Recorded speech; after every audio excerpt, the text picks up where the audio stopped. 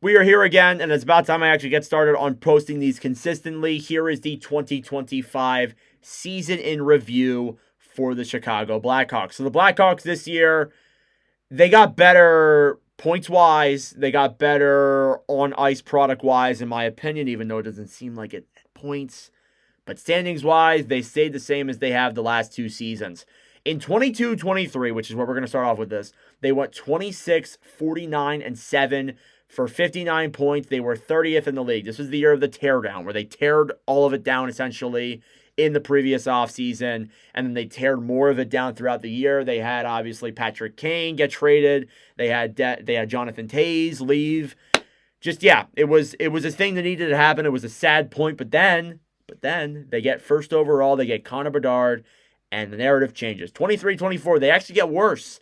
23, 53, and 6 for 52 points. They were 31st in the NHL. But hey, the Connor Bedard year. It was the Bedard first season. Everything was so fun in Chicago. Like, it wasn't fun, but you saw Bedard's rookie year. You saw him play and develop. You saw a couple of guys come up there like Frank Nazar played at the end of the year. Kevin Korchinski played a lot of the season up there.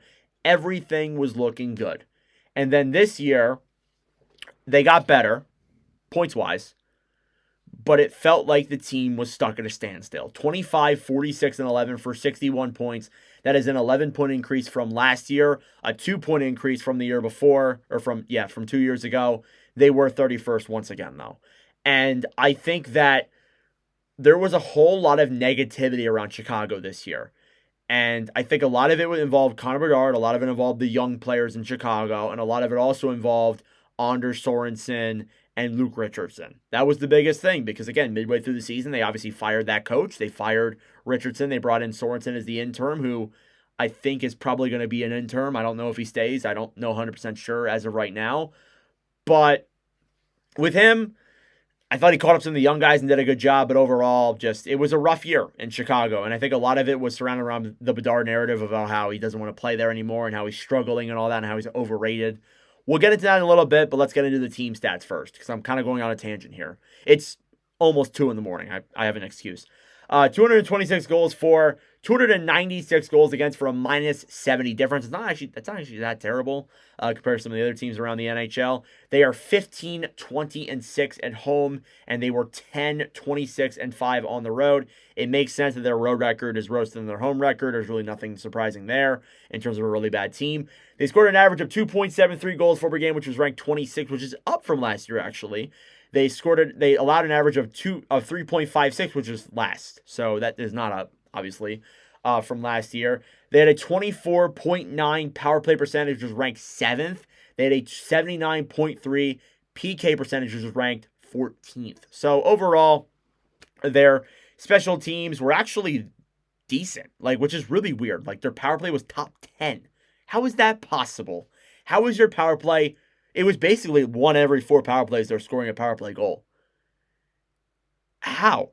How is a team like this top 10 in power play? It's just so strange to me. I don't get it. And then their PK was 79.3 again, which is 14th. So their special teams were good, which is very weird for a team that was really bad. Even San Jose's, they weren't bottom of the league, but they were still pretty bad. Chicago's was actually good. So if there's going to be a change there behind the bench, special teams coach should stay. He should stay 100%. But yeah, overall, again, as I said, it's just a roller coaster of a year. It was a pretty rough year for Chicago, as you can clearly tell by the season standings and how the team finished. I think overall, a lot of it is blown out of proportion. I don't think everything is viewed the way that it's been. But again, people love to spin a narrative. More specifically, on Connor Bedard, 82 games played, 23 goals, 44 assists, which is first on the team, for 67 points, which is also first on the team. Bedard led that in those numbers, and people said that he was falling off. And I'm like, what are we doing? Listen, there is a debate there for sure, maybe, that he is not a generational talent. Okay, maybe. I'm not going to buy into it in his second NHL season. You need to at least see it through. With a lot of things in my life, what I like to say is that you should see it through. See the plan, see the play, see the player through. That's what I always say. With anything, whether it's hockey, not hockey, politics, to be honest with you, I always say see it through. And that's the biggest thing there with Bedard. Like, again, like, he's not, like, I think McDavid and all those players, they look at as higher profile players. Here's the thing. When they came into the league, they had other players surrounded by them. McDavid had Draisaitl as soon as he came into the league. Matthews had Marner and Nylander as soon as he came into the league. McKinnon had Rantanen and a few other guys. Actually, McKinnon might be a little bit different. I'm not 100% sure. Makar had McKinnon and all those guys. So, again, like, I think that for Bedard, he has not really anybody. Like, he is the first main cornerstone of this team. And that is why the whole team is bad around him, and he's just there. And again, like, you see the reactions from him this year and how, oh, he doesn't want to be losing and all that. Of course he doesn't want to lose. Of course he doesn't. And the narrative that he wants to get traded is stupid. He even said in a thing a couple of days ago or a couple of weeks ago that he says he wants to be in Chicago. He wants to be a part of the future they're building. Now, that's not to say that he doesn't hate his life there right now. Okay, maybe, sure. I mean, I wouldn't be too happy playing on a bad team. And you look at Macklin Celebrini and all those other guys in San Jose, which we compare to them so much, which might have been the most entertaining 21 season team of all this year. But for Bedard, I still think he's going to be a very good player. And the people who spin this narrative the other way that he's not, you're just, I don't know what to tell you. He's not leaving Chicago. He's not a bad player. Maybe he's a little bit overhyped, I guess. But again, he doesn't have that good of a team around him. When he has a good team around him, see how he is then. And again, as I said, you got to see it through.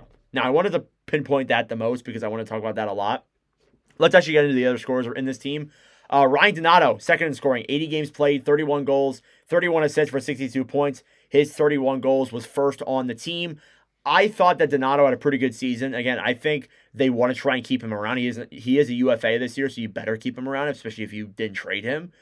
So I think it's a good move for sure to keep him around. He was your leading goal scorer. I think overall it's a step in improvement there in the right direction for Donato. Teuvo Teravainen, a midseason acquisition, or an offseason acquisition, that being. 82 games played, 15 goals, 43 assists for 58 points. Definitely a decent year there from Teravainen. Again, you go back to Chicago on the money you got paid. You score a 60-point season. Not bad. Not really mad at it, to be honest with you. Tyler Bertuzzi, 82 games played, 23 goals, 23 assists for 46 points. Bertuzzi had his ups and downs, but overall he had a good season. Again, these guys were brought in to help the scoring, and they did. They helped the scoring. Again, I know it looks like it didn't, but it helped the scoring. I think, again, if you don't have these guys here, it's a pretty bad team. Like, they might be worse than San Jose, if we're being blunt. So overall, those guys helped the scoring for sure. Nick Foligno, your new captain heading into this year. 78 games played, 15 goals, 20 assists, 35 points. Foligno had a Foligno year. I mean, again, like, he's not going to score you a lot of points. He's there to lead, veteran leadership, all that. That's that. Like, he's not there to lead you in points or anything like that. He's just there to kind of just be a leader and all that. And that's what he was there for. Ilya Mikheyev, who probably should have been sent to jail after signing that contract with the Canucks. 80 games played, 20 goals, 14 assists, 34 points, 20-goal year from Mikheyev. Not bad. But again, as I said, like, he signs that deal with Vancouver. He should have been sent to jail. That deal looks horrendous now. And it's good that it's on Chicago in a sense where, like, it's not really talked about that much, but that deal is brutal there in Chicago. But Mikheyev had a decent season. 20-goal year. Not complaining. Alex Vlasic as well. 82 games played, 4 goals, 26 assists, 30 points as well. I liked Vlasic a lot in terms of that. I think Vlasic is a part of that future in the blue line as well. He's one of my favorite guys up and coming. Signed a big contract last offseason, was great. I really like him a lot. And I think he's a part of that future there on that blue line. He's the only blue liner in that top 10 that is leading in scoring. So that is something that you can take away from that. Frank Nazar. One of the major positives this season, and especially at the end of the year, too. He didn't spend the entire year with Chicago. He spent some time in the AHL with Rockford, who is on a playoff run right now, by the way. We'll be following that as well. 53 games played, 12 goals, 14 assists for 26 points this year as well.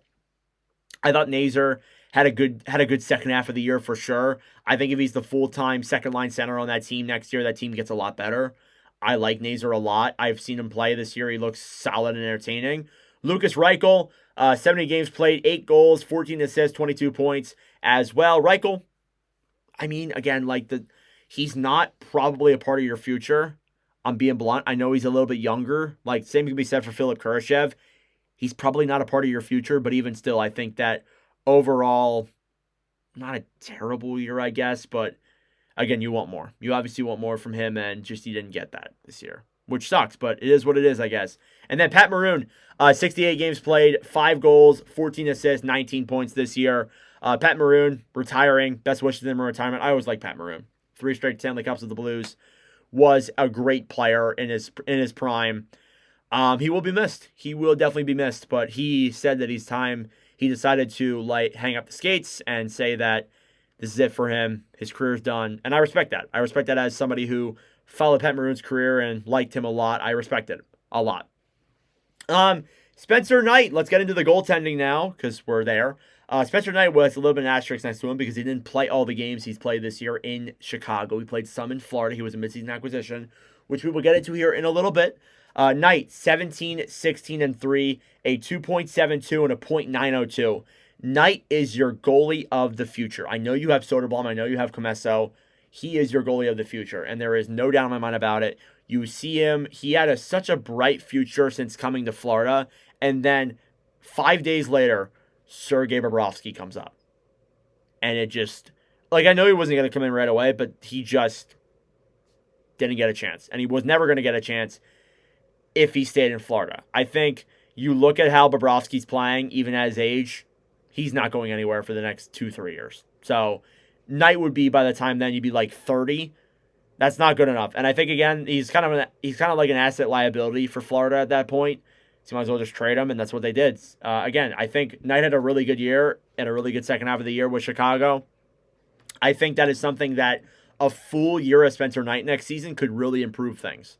And again, I think this team, if they go out and they draft the right players and Artem Levshunov and Kevin Korchinski and these guys are in the full-time lineup next year, I think they might be better. I don't think they improve in the standings. They might still be pretty bad, but at least Bedard has some young guys around him.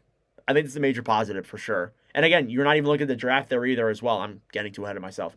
Arvid Soderblom, 10, 18, and 7, a 3.18 goals against and a .899 save percentage. Soderblom, actually a pretty decent year. He went so long without winning his first NHL game or winning at all. But he had a decent year, honestly. I think that overall he improved from the years prior, and having a .899 or .898 or whatever it is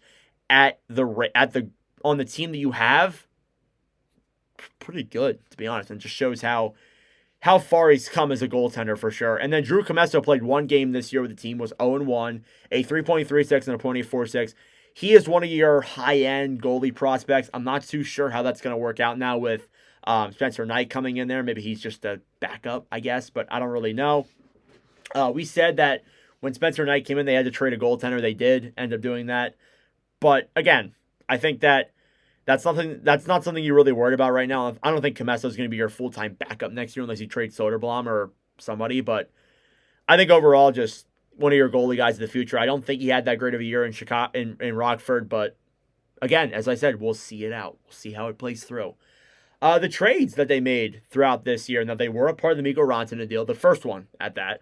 They sent Taylor Hall on a retained salary to Carolina for a 25 third-round pick, and right now Taylor Hall and Carolina are in the second round. So, hey, good on Carolina. Chicago got a third-round pick. There was some criticism there of them not trading things properly and not being a proper team in terms of trades and getting assets back. I don't know. I really wasn't that big on that. I was like, what do you expect? Honestly, you get your own third-round pick back. Just be happy with it, to be honest with you. They also traded again Seth Jones. They moved him to Florida with talks of him wanting to be traded from Chicago, and the negative comments in the locker room after losses and all that, saying the team hasn't come far at all, which I don't really agree with. I think the team has come farther than it was at the beginning of the year. They seem to be getting better. At least I think the on-ice product has, in my opinion. So they traded him to Florida. They acquire Spencer Knight and a 2026 first-round pick. I thought overall that was a solid deal, a pretty good deal for Chicago. Seth Jones looks great in Florida, but Spencer Knight and that first will go a long way for Chicago for sure. Especially in 2026 where that's a stacked draft. Who knows? Florida could lose in the first round. Florida could lose in the first round this year. We don't know. It's a cool thing with the playoffs, and anything can happen. And I think overall, seeing an upset would be interesting. And I think if next year they lose in the first round, That's a 17th overall pick in a stacked draft, so I like that. And then the last trade that they made that was at least notable for me was trading Craig Smith and Peter Mrazek to Detroit in exchange for Joe Veleno. Veleno, a younger player. He's young-ish. He was drafted in 2018. I think he's just like damaged goods, honestly, in Detroit. So we'll see how a full year of Chicago next year treats him. But overall, I'm not terribly high on him. I think overall, again, it was just a deal to move away a goaltender. If you're Chicago, again, you needed a guy to flip away there, else you have guys like Arvid Soderblom just kind of sitting, doing nothing. So I think it made sense, but overall, just another trade that was kind of like a nothing burger. But that was what most of the trade deadline was for Chicago, apart from that Seth Jones trade. So let's do a little bit of a look at the organizational standpoint, looking at the AHL and the prospect pipeline and all that good stuff. Looking at the AHL, the Rockford Ice Hogs went 31, 33, and 6 and 2 for 70 points. They were 25th in the NHL, but they made the playoffs. And they defeated Chicago, the Chicago Wolves. Ironically enough, they defeated Chicago 2-0 in round one. You would think they'd be affiliated with the Wolves, but they're not. That's Carolina's affiliate. I know, very weird.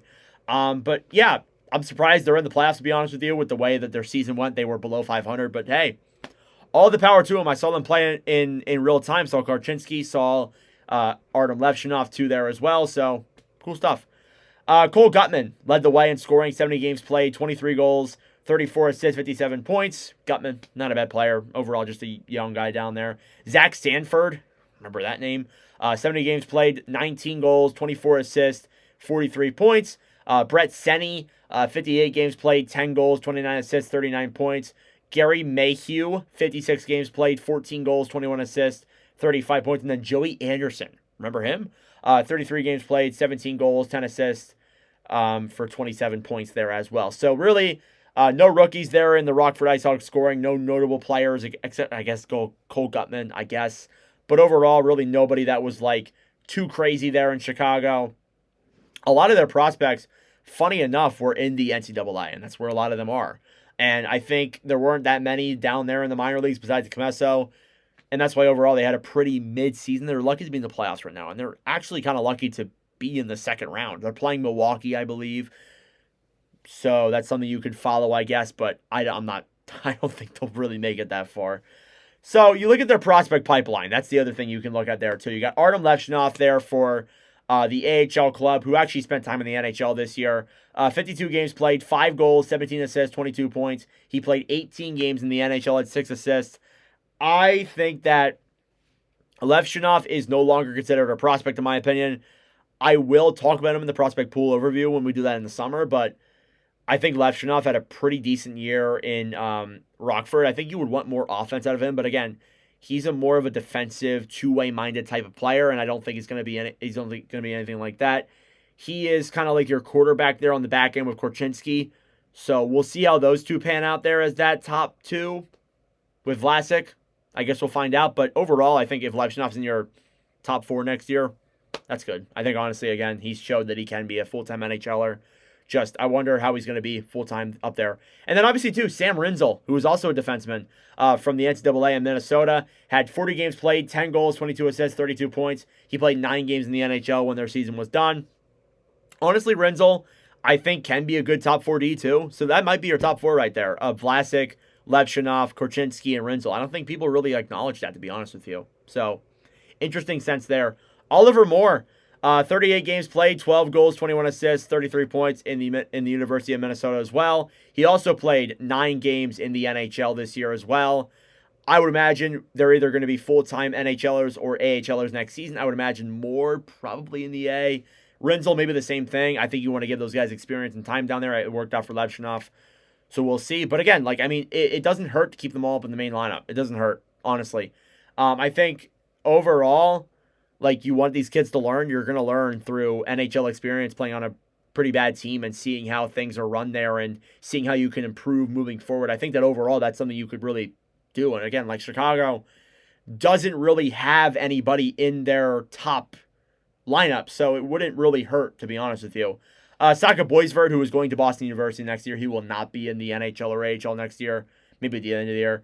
37 games played, 18 goals, 14 assists, 32 points with North Dakota.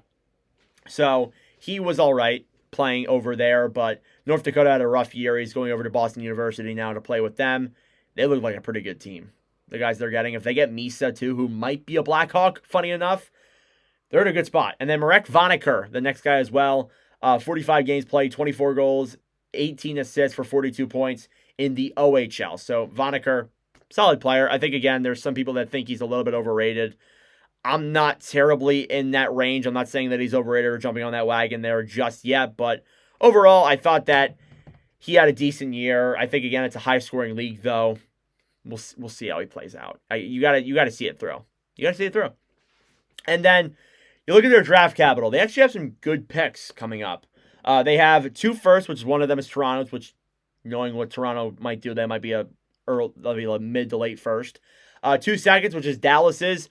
Dallas looks like they can go far in the playoffs, so that might be a later second-round pick. A third-round pick, which is their own. 2 fourths, which one belongs to the Rangers, and then a 6th and a 7th there as well. So they do have capital. They have plenty of capital to choose from.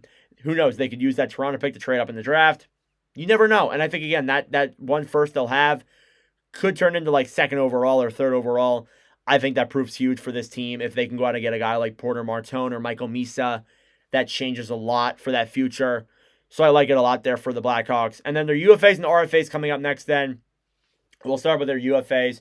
You have Athanasiou, Ryan Donato, Patrick Maroon, Alec Martinez. Athanasiou spent most of the time in the AHL next year. This year he is not coming back, I don't think, next year.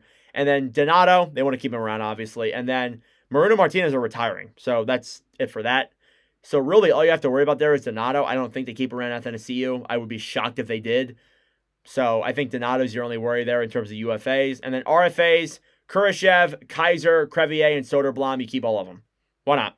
Kurashev, I don't like how he's been, but you have the risk of letting him go and him popping off somewhere else. So just keep him. Keep him in the organization. Why not? Keep him down there in the 3rd or 4th line or something like that. Kaiser as well. Crevier, when he came up and played, he looked all right. So let's see how he can do. And then Soderblom, your backup goaltender. Got to keep him around there for sure.